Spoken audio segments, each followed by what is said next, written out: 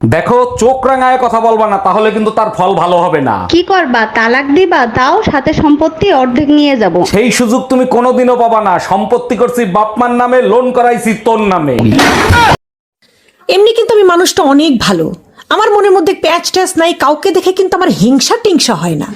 কিন্তু কারো ভাগ্য দেখে যদি আমার হিংসা হয়, সে শুধুমাত্র হচ্ছে আমার নিজের স্বামী, আমার আপন স্বামী, যাকে দেখে আমার সবচেয়ে বেশি হিংসা হয়। তার কারণ সে এমন একটা শাশুড়ি পেয়েছে, আমার মা সেই রকম একটা মানুষ।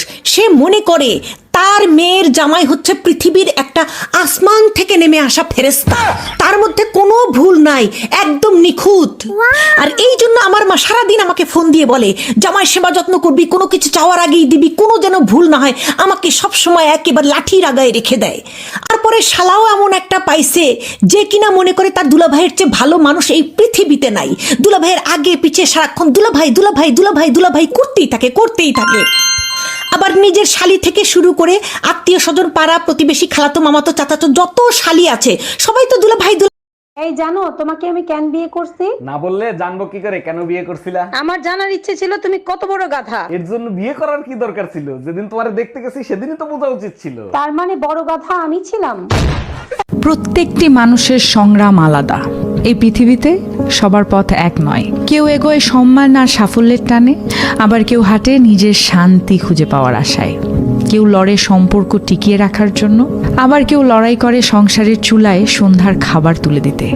কারো যুদ্ধ দেখা যায় না, কারো যুদ্ধ দেখে ফেললেও বোঝা যায় না ভেতরের ক্লান্তি। প্রত্যেক মানুষের সংগ্রাম আলাদা, তাই কাউকে ছোট করে দেখার অধিকার কারো নেই। আপনার, আমার, আমাদের চারপাশের কারণে। দেখছো মায়া, আবুলের কি কপাল, কি সুন্দর একটা বউ পাইছে।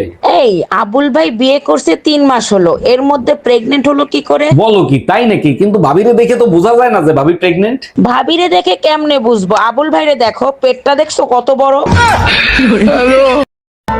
নিজের মেয়ের বেলায় শাশুড়িরা বলে ছোট বাচ্চা নিয়ে সারা রাত ঘুমাতে পারেনি, এত সকালে উঠে কিভাবে কাজ করবে।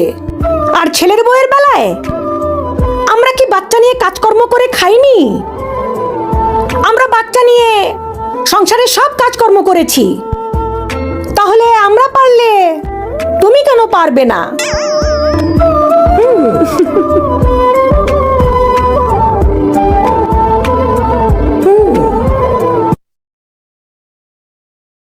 কবি বলেছেন, জেলাপি যেদিন সোজা হবে, নিম পাতা যেদিন মিষ্টি হবে, কাক যেদিন ফর্সা হবে, কয়লা যেদিন উজ্জ্বল হবে, সেই দিন মেয়েদের সাথে ঝগড়া করে ছেলেরা জিততে পারবে। তার আগে না, বুঝতে পারছেন? দেখছো মায়া, আবুলের কি কপাল, কি সুন্দর একটা বউ পাইছে। এই আবুল ভাই বিয়ে করছে 3 মাস হলো, এর মধ্যে প্রেগনেন্ট হলো কি করে? বলো কি, তাই নাকি? কিন্তু ভাবিরে দেখে তো বোঝা যায় না যে ভাবি প্রেগনেন্ট। ভাবিরে দেখে কেমনে বুঝবো? আবুল ভাইরে দেখো, পেটটা দেখছো কত বড়।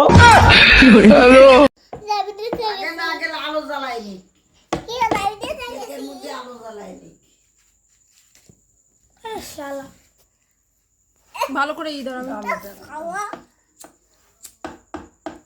দ্রুত শেষ হয় কিন্তু দ্রুত দ্রুত দ্রুত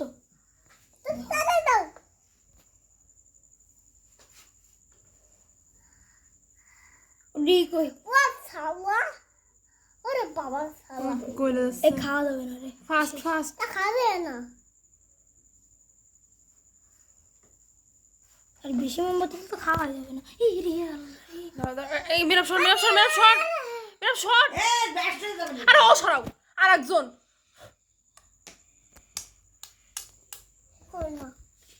হ্যাপি বার্থডে। আরে আগের তো না, দেখ বেশি মজা এরা। আগে না, দাঁড়াও না হইছে, দাঁড়াও। Happy birthday. Happy birthday to you. খুব সুন্দর। হ্যাঁ উঠা, ক্যান্ডেল উঠা দাও। আগে কাটবো না? হ্যাঁ, তো আমরা কাটি, এগুলো রাখি দাও, আবার আমরা গেছে রে দাদিন কে কি তো বলছ না? তুমি তুমি ধরো ধরো ধরো। বিসমিল্লাহির এই যে এবার আম্মুকে খাওয়াই দাও। সবাই খাওয়ানো দেয় না, তাই তো করছে তোমাকে খাওয়াই দেবো। আম্মুকে খাওয়াই দাও। ও দাঁড়াও দাঁড়াও আমি উঠাই দিই।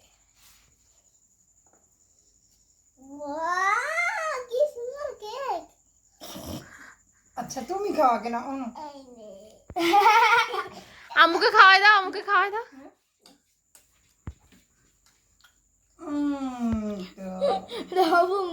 এবার আমাকে দাও। এবার দাদুকে খাওয়াই দাও, দাদুকে খাওয়াই দাও। তুই পরে জামাই না বাইরে দাও।